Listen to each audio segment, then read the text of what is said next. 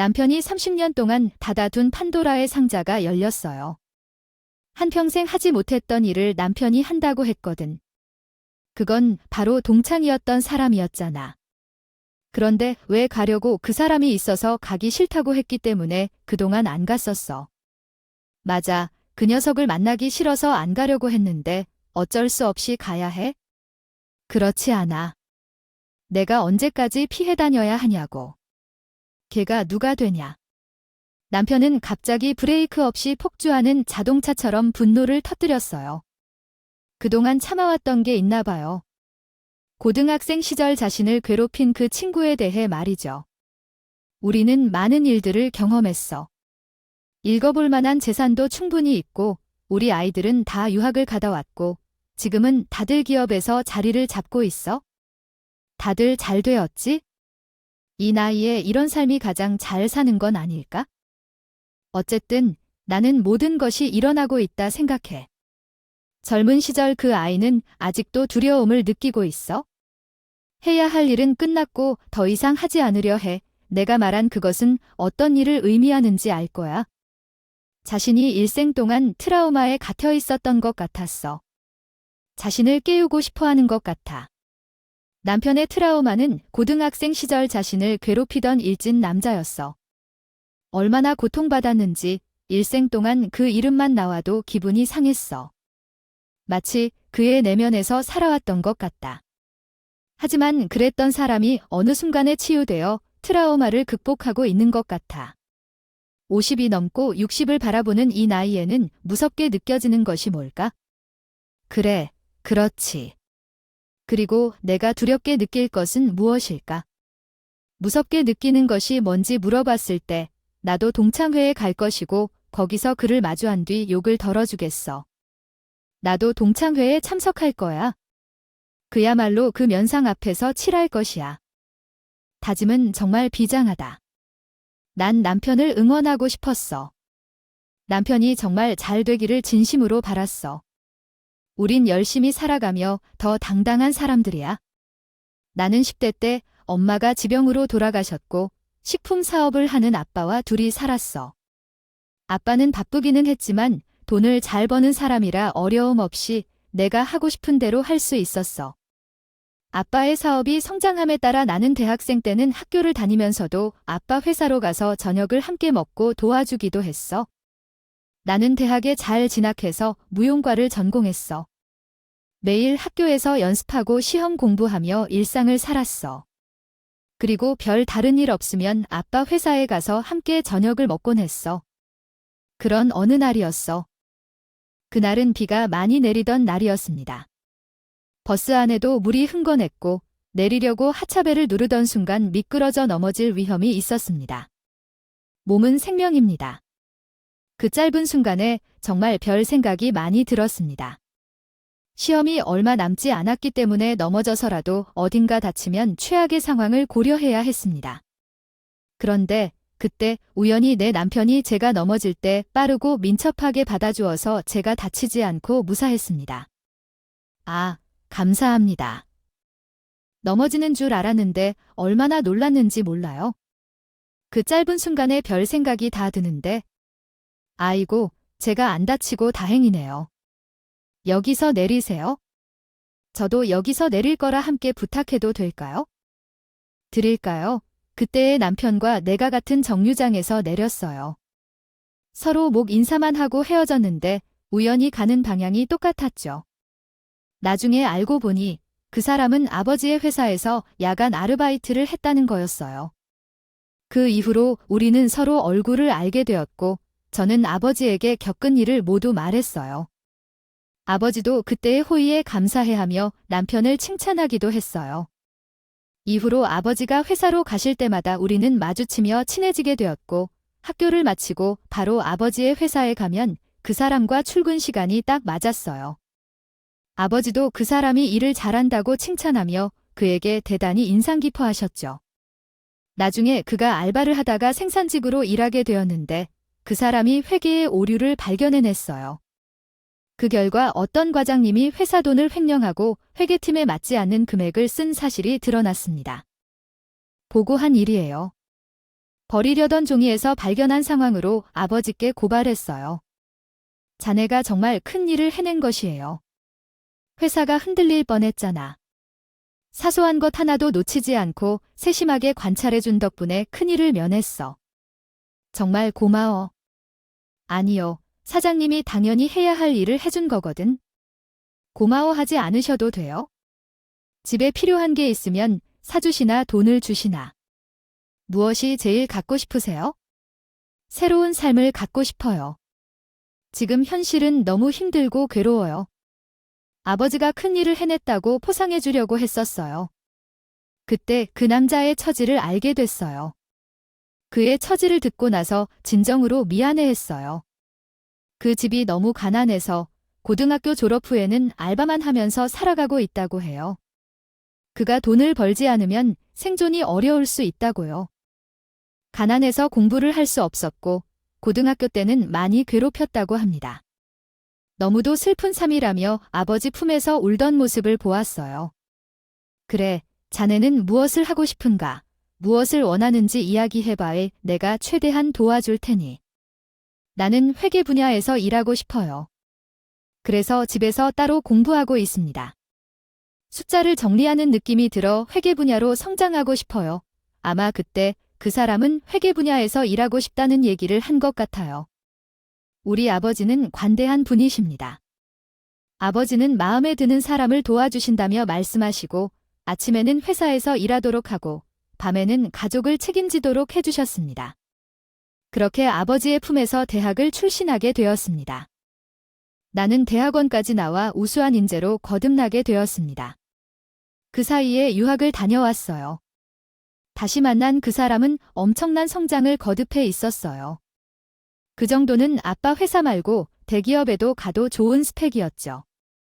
그는 아빠가 소중히 여기는 직원이 되어 집에도 자주 드나들다가 결국은 저와 눈이 맞아 결혼까지 했습니다.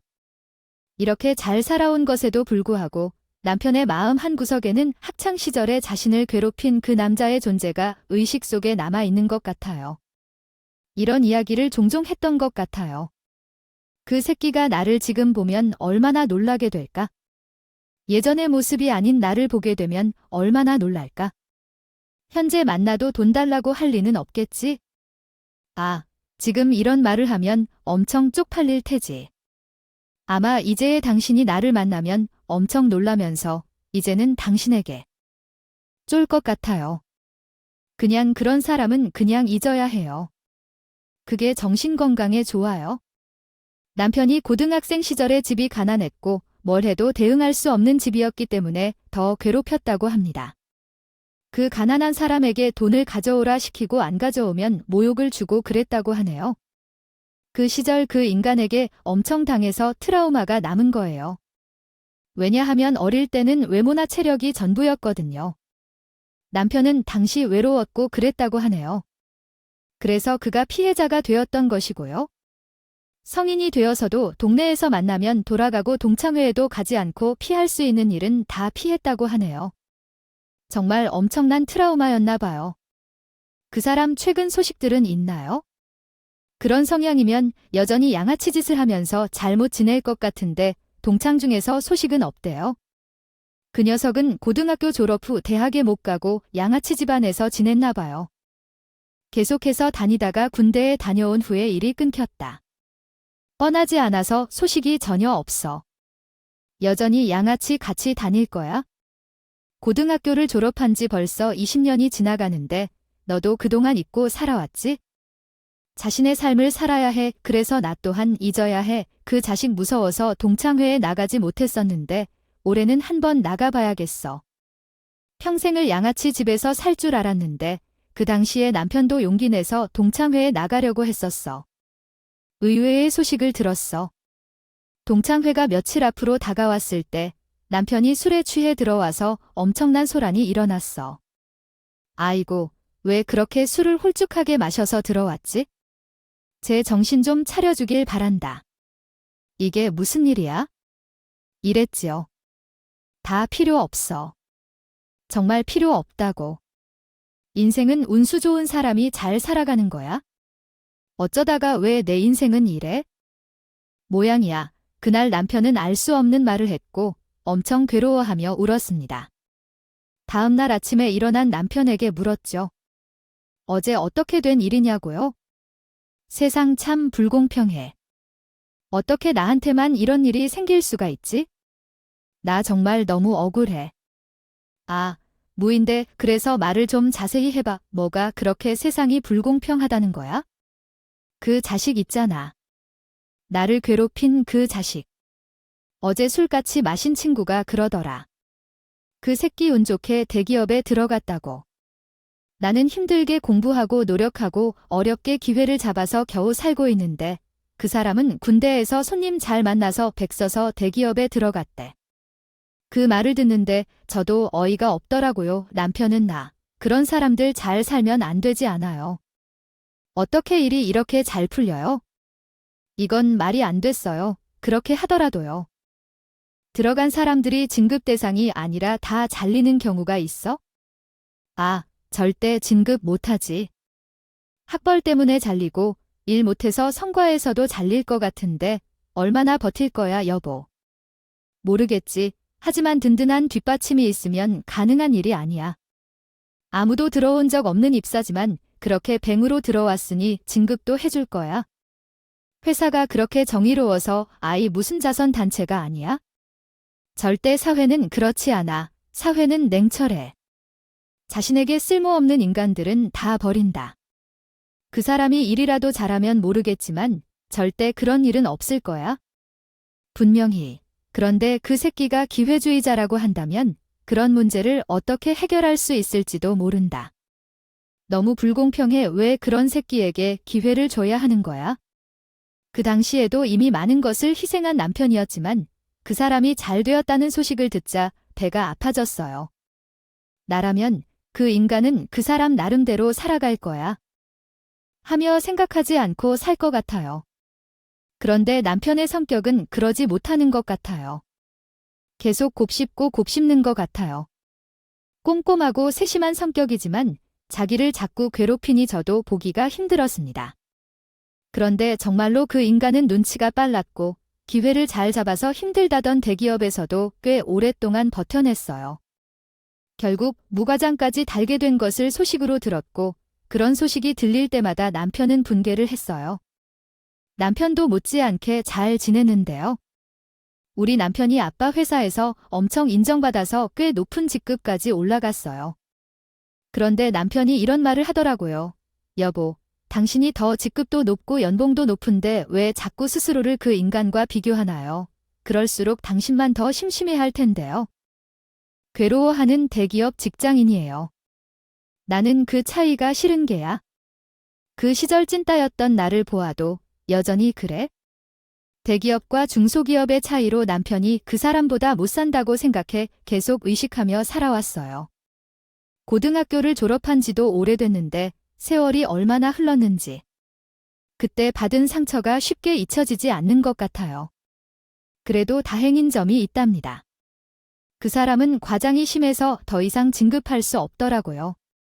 그러니 더 이상 남편이 못 됐구나 싶었어요. 정말 다행이었다고 생각했죠. 그래서 남편의 자존심도 거기서 멈춰버렸어요.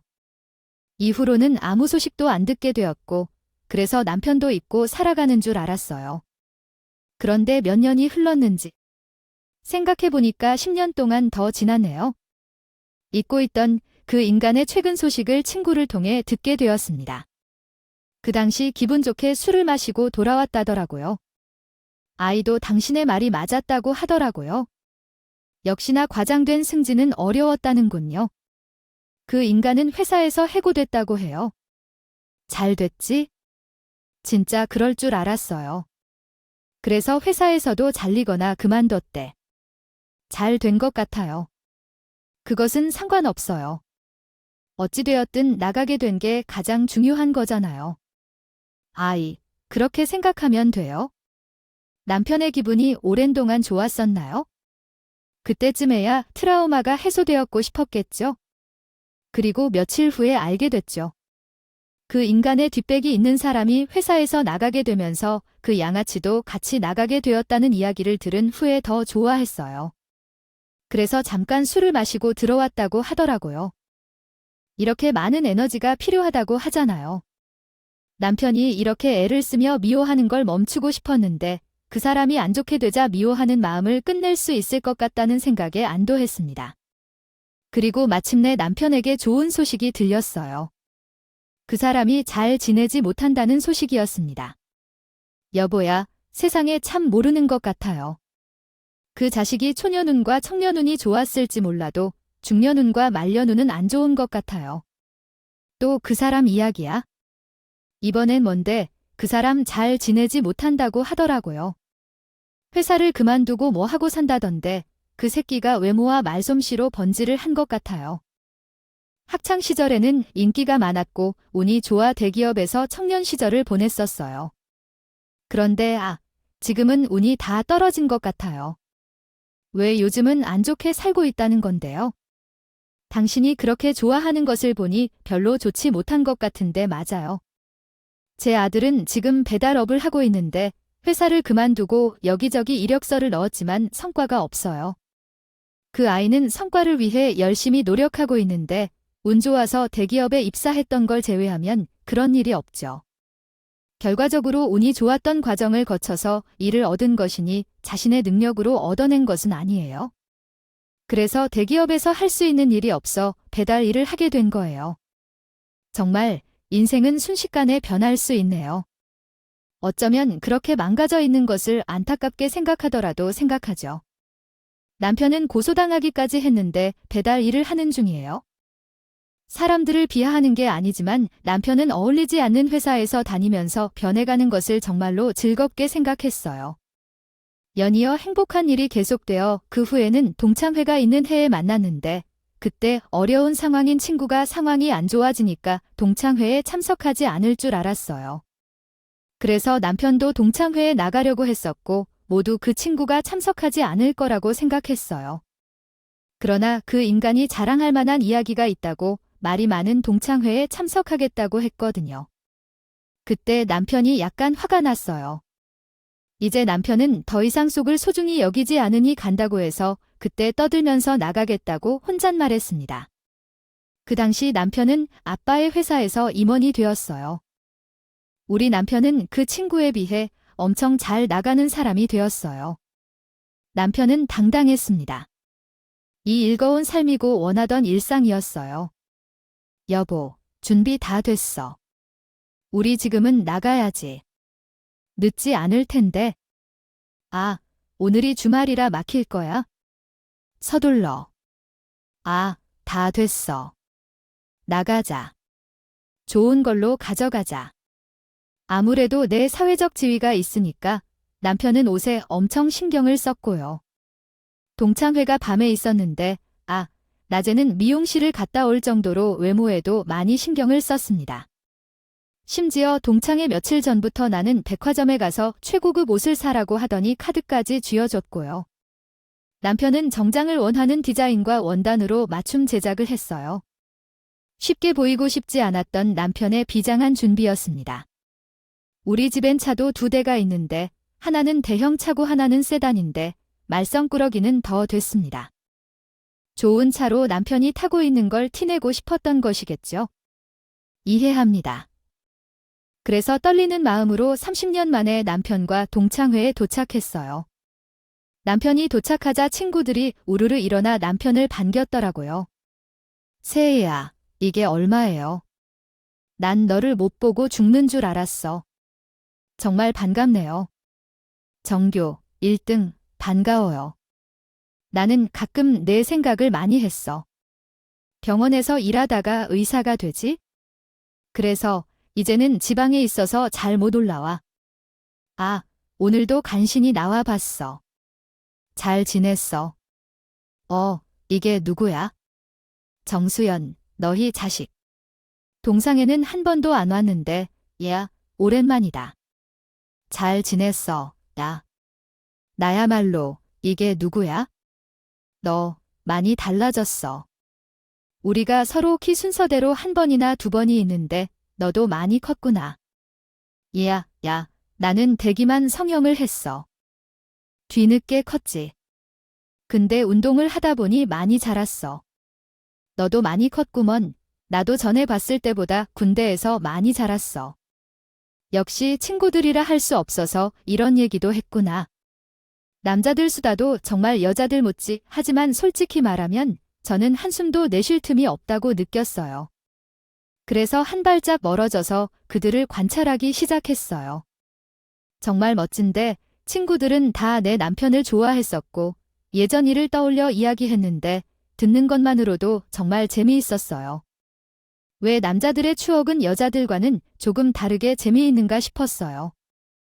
허튼 얘기, 본질이 없는 무의미한 얘기들을 듣다 보니 너무나 재미있었어요. 그래서 시간 가는 줄도 몰랐고 떠들었지? 않았어요. 랩을 하는 줄로 생각했는데 너무 빨리 말해요. 친구들이 반가운 마음으로 저를 맞아줘서 여러 얘기를 하다가 남편이 떠올랐어요. 아, 제 와이프 소개 안 시켜줬지? 제 와이프가 예쁘게 보여서 남편 친구들이 모두 저에게 인사를 했고 저도 인사를 했습니다. 어이, 재수 씨, 나이가 어떻게 되세요? 나이가 이렇게 관리 잘하시기 어려운데 혹시 나이 계십니까?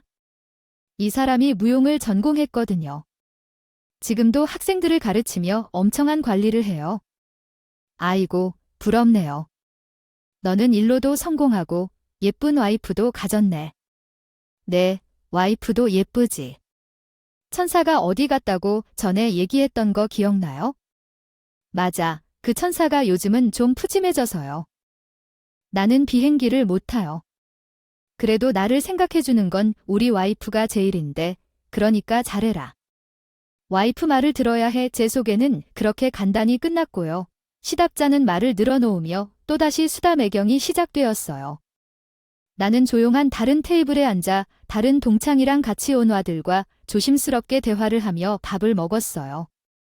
나를 딱히 챙기지 않아도 그날은 괜찮았어요. 남편이 그토록 보고 싶었던 친구들을 만나서 그렇게 즐겁게 대화하는 모습만 봐도 배가 부를 지경이었어요. 정말 보기 좋았어요. 그렇게 1시간이 지날까요? 내가 왔다. 이놈들아, 형님 왔다. 아, 인사해라. 얼른 어서 안 나와. 뒤늦게 온 친구가 좀 요란하게 등장했지만 단번에 누군지 알아보았습니다. 나는 사실 이런 말투를 조금 싫어합니다. 상대를 하대하는 것 같은 말투를 제가 딱 싫어하는데 다들 제와 비슷한 느낌이었던 것 같아요. 그 사람이 나타나면서 다들 미간을 찌푸리더라고 해요. 사람들이 느끼는 건 다 똑같다고 생각했죠. 그 사람이 나타나면 다들 한 번씩 쳐다보고 먹던 밥을 먹더라고 해요. 어떤 기분이 막 기분치는 느낌이에요. 분위기가 한순간에 쌓여서 아까 좋았던 기운은 사라졌어요. 하지만 그 인간이 딱 우리 남편을 알아보는 게 아니겠어요. 어야, 너 오랜만이다. 너 이름이 장수철 아니야? 얘야, 이 작자가 이제 나타났네. 아, 내가 널 얼마나 보고 싶어 했는데? 어쩐지 내가 널 보고 싶어 한다고 그래? 그건 몰랐네. 그래, 너도 앉아서 밥 먹어. 세월이 그렇게 흘렀는데도 그 인간은 여전히 양아치 어조로 자신이 더 한 수 위에 있는 것으로 생각하는 것 같았어요. 분명 그런 의도로 어깨에 동물을 가장한 헤드락을 했다고 표현할 수 있었습니다. 남편은 떨떠름하게 인사를 받아주는데 그 인간은 그걸 눈치챈 건지 아니면 눈치채지 못한 건지 제 남편 옆자리에 앉았어요. 그리고 엄청 무시를 하더라고요. 야, 너 어떻게 살았냐? 그동안 그 긴 세월 동안 동창회 왜 안 나왔어? 나는 너 기다렸는데? 오고 싶지 않기도 했고 바빴어. 다들 일하느라 바쁘잖아. 그래, 너는 무슨 일해? 남편이 선방을 날린 후에도 더 이상 말을 하지 말라는 식으로 직업을 딱 물어본 거죠. 직업 얘기 꺼내면 바짝 졸아서 딴 데 갈 거라 생각했을 것 같아요. 그런데 그 인간은 그냥 당당하다 그래? 얘야, 나 배달 일해. 입에 풀칠은 하고 산다. 너는 뭐 하냐고 보니 잘 나가 보인다. 나는 중소기업에 다니고 회계 업무를 맡고 있어. 배달 일하는구나. 그래, 열심히 해. 나는 배고파서 밥 좀 먹어야겠다. 다른 친구들하고 인사 좀 하고 있어? 남편은 더 이상 대화를 하고 싶지 않다는 뉘앙스를 풍기며 대화를 끊으려고 했어요. 그런데 그런 남편의 반응을 다 무시하고 짓거리더라고. 야야, 뭘 주라. 세월이 몇 년인데 아직도 쫄아너나 무서워서 그동안 동창회에 안 나온 거야? 아이, 내가 때릴까 봐. 야이, 지질이가 세월이 지나도 변하지 않네? 그러니깐 내가 영원한 나의 부하라는 거야. 마치 너는 내 소나기에 있다는 느낌으로 밥 먹는 남편의 뒤통수를 쓰다듬더니 있어서 제가 옆으로 갔습니다. 안녕하세요. 이 사람 친구인가 봐요. 이렇게 스킨십이 자연스러운 거. 보니 가까운 친구였나 봐요. 아, 수철리 와이프 되세요. 안녕하세요. 저는 수철리 친구 김용대하고 합니다. 처음 뵙네요. 저희가 엄청 친한 사이였죠. 장난도 치고 농담도 잘하고 그런 사이예요. 그렇지, 남편은 여전히 말없이 그저 시선을 밥에 놓은 채 밥만 먹고 있었어요. 그 밥그릇을 비워내는 것에 목표를 정했나 봐요. 아, 정말 보기 짜증스럽기 화라도 내지요. 이게 뭔가요? 여전히 꼼짝 못하고 있는 거잖아요. 재수 씨, 그런데 그거 아세요? 얘 학창시절에 정말 찐따였는데 돈도 없는 그지가 결혼은 어떻게 했나 보네요. 신기해라. 그 야가이 친구가 남편과 저를 계속 건들고 그래서 저도 응대를 해줬어요. 과거가 뭐가 중요해요? 나쁜 짓 하고 다닌 것도 아닌데요. 제 남편이 찐따였다고 뭐가 중요해요? 나쁜 짓 하는 것과 같은. 사람들도 잘 살고 있는데 안 그렇죠? 김용대 씨 그 야가지 친구는 좀 당황해 하더라고요. 제가 한번 언급했던 것 같아요. 과거가 뭐 중요합니까? 미래가 중요하죠. 아, 그렇지요. 맞는 말씀이에요. 야, 너 와이프 하나 잘 얻었구나. 그러니까요. 현재가 중요하고 미래가 중요하죠. 김용대 씨는 무슨 꿈을 꾸고 사세요? 저요. 아이 나이에 뭔 꿈이 있겠어요. 그냥 될 대로 되라는 거죠. 저는 욜로예요. 욜로는 현재를 즐기는 사람을 가리킵니다. 애들도 다 집 나가서 각자의 생활하고 있어요. 자식들 키워봤자 소용없다니까 아빠 힘들다며 다들 모르는 척이나 하고. 좋지도 않은 가정사이든 뭐 그런 거 봤을까요? 부끄러움도 없는 인간이라 생각했는데 제가 비웃는 말로 그 말을 받아들었어요. 욜로시라고요. 요즘 애들의 스타일은 즐기면서 살고 싶어 하는 거예요. 멋있어요. 제가 저랑 한번 해보고 싶어서 말한 거예요. 그런 의도라면 이런 찐따 새끼 같은 거 버리고 저한테 와요. 아니요, 전 그런 농담이 아니에요. 불쾌하기도 너무 불쾌했습니다. 하지만 말싸움에서 먼저 화내는 사람이 패배하게 되는 걸 제가 너무 잘 알고 있었어요. 그래서 침착하게 대응했죠. 와이프가 안아줬어요. 이런 말을 듣으면 기분이 나쁠 텐데 이 정도면 재미있어요. 소송 같지 않나요? 그래서 이런 농담도 할 수 있죠. 같았으면 이렇게 자유롭게 말할 수 있겠어요. 그럼 얼른 가보세요. 안 그러면 이 사람이나 저가 명예훼손으로 고발할 거니까요. 그렇죠. 인간이 자리를 떠났어요. 나는 와이프가 농락당하는 것을 들었음에도 가만히 있던 등신 같은 남편을 데리고 집으로 돌아왔습니다. 그리고 한바탕 싸웠어요. 당신이 나를 그런 말을 듣고도 가만히 있을 수 있다는 거 하는 건 어불고예요. 어떻게 그런 일이 가능했어요? 그게 아니라 나도 당황스러웠는데 어떤 말을 해야 할지 몰랐거든. 그래서 가만히 있었던 거야? 미안해요. 아, 정말. 내가 왜 그랬을까? 다른 놈 앞에만 서면 이렇게 작아질까? 괜찮아. 나도 할 말 다 했고 그 인간한테 충분히 알아듣게 말했기 때문이죠. 아, 다시 그렇게 나한테 꼬지 못할 거예요. 당신도 좀 나처럼 달려듣지 말고. 남편은 힘이 빠져서 방으로 들어갔습니다. 남편이 그 인간 트라우마를 극복했을 줄 알았는데 결국 극복 못했나 봐요. 새벽에야 결정됐어요. 잠을 한 가지도 자지 못하고 이불을 킥하게 되었어요. 그 양아치가 오기 전까지는 모두 분위기가 정말 좋았는데 그 사람이 도착하고 나서 분위기가 한 번에 나빠지더라고요. 그것은 의식에 영향을 미칠 수 있다는 뜻이에요. 다음 날 남편이 이런 말을 했어요. 생각해보니 내가 쫄지 않기로 했는데 왜 그 자식이 그렇게 곤란한지 모르겠다가. 지금 날 때린다면 어떡하나? 왜 괴롭히거나 들어가지 않아? 에휴, 차라리 한 대 맞는 게 나을지도 몰라. 잊어버려. 그런 건 다음에 만나서 하고 이제는 욕할 바에야 하고 잊어버려. 그게 당신에게 필요하다. 억울한 게 손쉽게 그들에게 없었네. 이번 건도 엄청 오랜 시간이 걸릴 것 같아. 아, 나도 이런 내 모습이 싫어. 괴로워하는 남편을 보니까 동창회에 나갔다가 후회가 되던데 모른 척하고 사는 사람이지. 안 했던 짓을 하게 되면 꼭 후회를 하게 되니까 저도 가지 않아야 했어요. 그런데 그날의 실수를 다수로 저질러 버릴 수 있는 기회가 생겼어요. 며칠 후에 그 양아치 친구인 김용대가 제 남편에게 한번 만나자고 제안했습니다. 여보, 오늘 그 녀석이 만나자고 한다네. 아, 왜 그러는지 돈을 빌려줬으면 한다는 얘기일 것 같은데 만날까 말까. 그래, 당신은 어떻게 하고 싶으신가요? 한번 밟아보고 싶은데 상황이 어려운 친구를 딱한 척하다 버릴 생각인 거야? 내 마음은 어떻게 그렇게 잘 알아주는 거지? 그 녀석이 돈을 빌려달라고 하면 주제를 알고 까부끄러운 말을 하고 거절하려고 해. 만약 그렇게 하면 너무 나쁜 사람인 것일까? 그런 마음도 겪어봐야 어떻게 극복할 수 있는지 깨닫게 되는 것 같아요. 당신 마음이 너무 많이 화나 있어. 친구와 잘 이야기하고 오세요. 집에서 기다려 있을게요.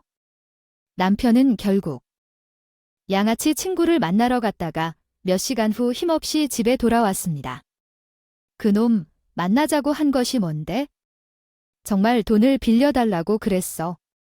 그래서 당신은 뭐라고 했어? 아니, 돈 빌려달라는 말은 안 하고 그냥 술 마시러 왔어. 자기 무용담만 얘기하고 내가 그 인간한테 당했던 얘기만 듣고 왔어. 계획 실패야. 역시 사람은 착하게 살아야 하나 봐. 아이고, 나쁜 마음 먹으니까 일이 안 풀리네.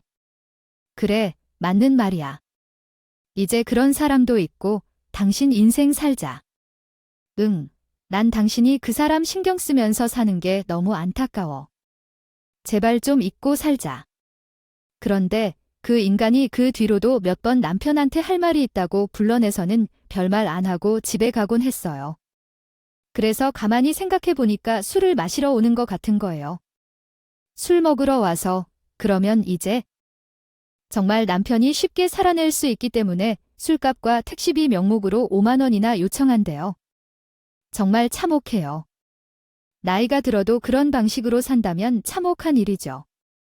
어느 날 그날 남편이 전화했고 다시 만나자고 했다는 걸 말했고 남편은 다시 나간다고 말했어요. 여보, 들어봐. 그 사람 당신을 이용하고 먹고 있다고 하는 거야?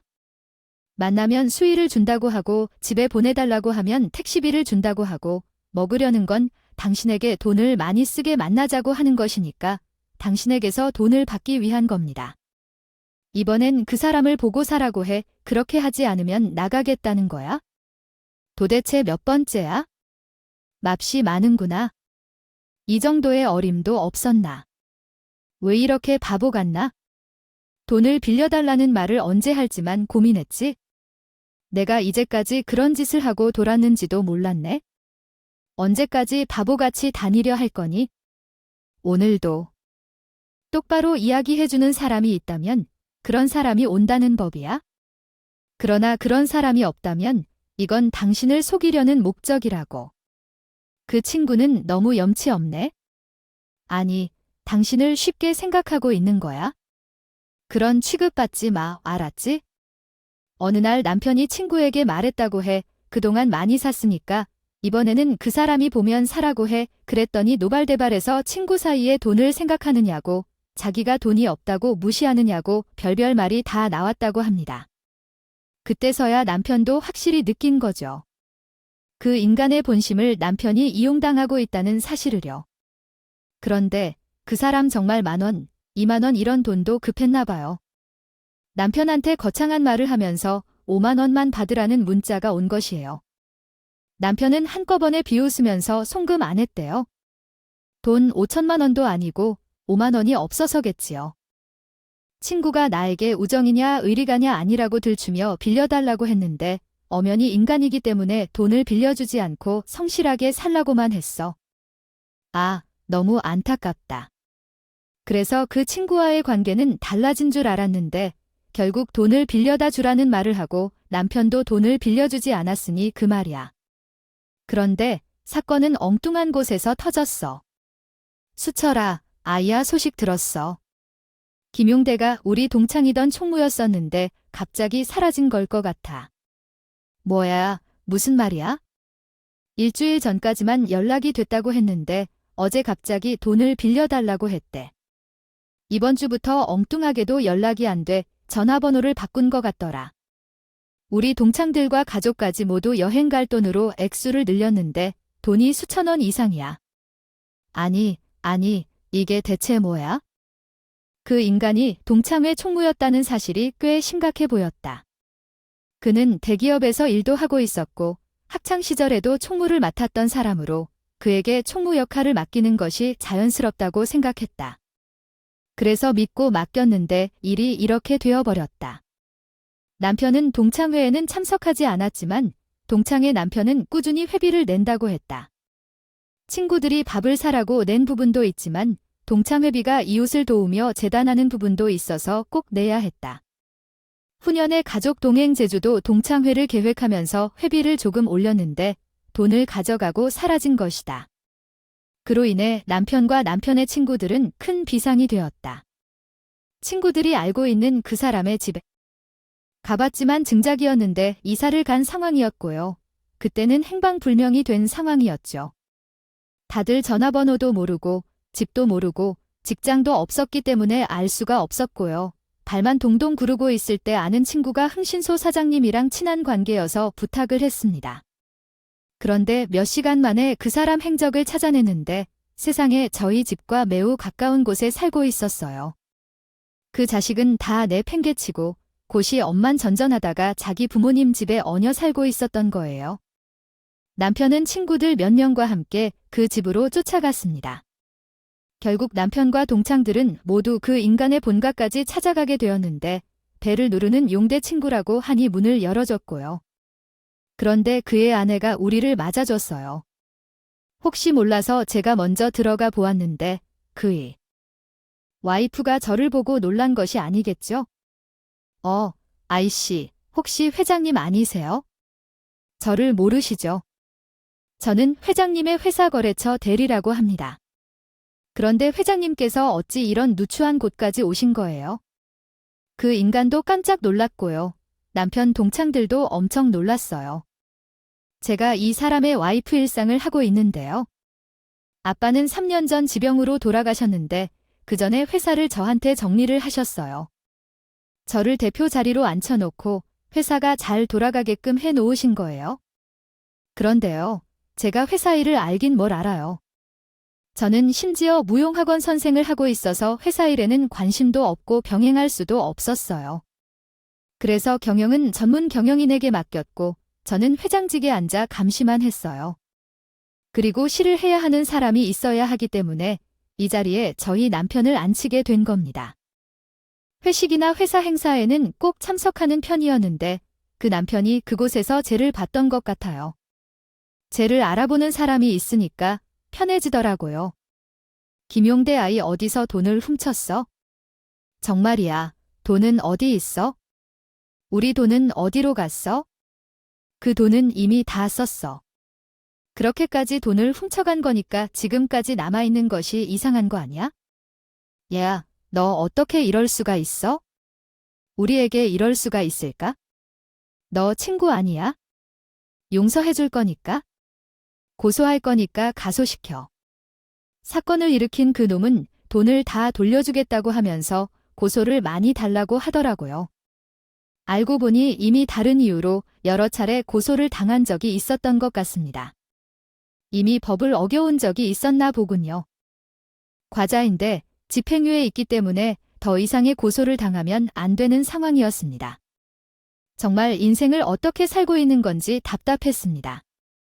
결국 그 양아치는 본인이 들고 튄 동창회비를 본인 부모님께 달라고 해서 빚까지 지고 다 뱉었어요. 이렇게 돌아가면서 그 인간 생활이 팍팍해져서 미안했어요. 그동안의 감정은 있고 나 좀 도와주면 안 돼. 내가 일자리만 있으면 정말 잘 해낼 자신이 있거든. 그래, 우리 회사의 팀장급 관리자가 이번에 퇴사한다고 했는데 그 자리에 들어올 사람이 필요하거든. 그건 내가 한번 볼게. 너가 나한테 어떻게 하는지 그거 보고 결정할게. 정말, 내가 잘할게. 고맙다. 얘야, 내가 죽어도 내 개가 될게. 그는 정말 잘하는지를 지켜봐. 그로부터. 친구들과 모임에 나갈 때는 남편 앞에 그릇과 수저를 다 세팅해주고 남편의 신발도 똑바로 놔주는 게 엄청 부담돼요. 하긴요, 상황이 급한데 자존심이 문제겠습니까? 하루에는 그런 적도 있어요. 저희 아파트 지하 주차장까지 와서 남편 차를 세차까지 해놓은 거 있죠. 그리고 남편 사무실로 맨날 커피 간식을 배달하고요. 그때까지는 배달일을 하니까 그렇게 남편한테 공을 들였습니다. 와이프도 한몫 셌어요. 저까지 설설기면서 어떻게 알았는지 제 학원까지 알고 있더라고요. 김치를 만들어서 가져오고 반찬을 만들어 가지고 오면서 자기 남편 잘 좀 봐달라고 하는데 너무 부담스럽고 꼴 보기 싫은 거예요. 들리는 얘기로 그 동창의 와이프도 남편과 똑같은 전력이 있었답니다. 자기보다 더 어리고 약한 개를 무시하고 괴롭힌다고 하더라도 역시 부부는 서로 닮아간다고 하는데 그 말이 맞는지 확인해 보겠습니다. 또 어느 날은 우리 집으로 둘만 청소를 도와준다고 하더라고요. 파출부로 자청한 것인가요? 계속해서 그렇게 하길래 이 두 사람에게 정신교육을 시켰습니다. 그동안 우리 부부에게 했던 모든 부담스러운 일들을 이제 그만하고 싶습니다. 우리에게 콩고물이라도 떨어질 것 같은 알랑방귀를 끼는 것은 다 알겠는데 그것이 너무 부담스럽습니다. 그게 아니라 우리 마음, 순수한 우리 마음이요. 우리한테 기회를 주세요. 그냥 기회를 주세요. 기회를 주시기 전에 참여하고 반성해 보세요. 강한 사람한테는 약하고 약한 사람한테는 강한 사람이 되어야 합니다. 저희 남편도 제가 그쪽 두 분한테 기회를 주는 일이 없을 텐데요. 다시 한번 기회를 주세요. 제가 잘 이해하고자 하면 다시 말씀해 주세요. 꼬깃꼬깃한 편지가 하나 도착했는데 주소를 보니 어떤 교도소에서 온 것으로 나타났어요. 글자만 보아도 누가 보냈는지 알아볼 수 있었고 나쁜 양아버지인 것 같아서 살벌하네요. 여보, 교도소 주소인 편지가 왔어 라며 인간이 보낸 것 같다는 생각이 들어서 함께 읽어보기로 했어요. 그런데 편지를 열어보니 그 인간이 미안하다는 진심 어린 사과를 써놓았어요.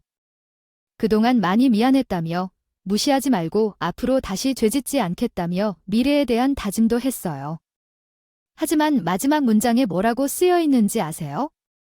얘야, 자식, 미쳤네. 면회 안 와보고 면회 올라는데 정신을 차렸어야 해. 내가 왜 거기에 있는지 사과할 사람이야.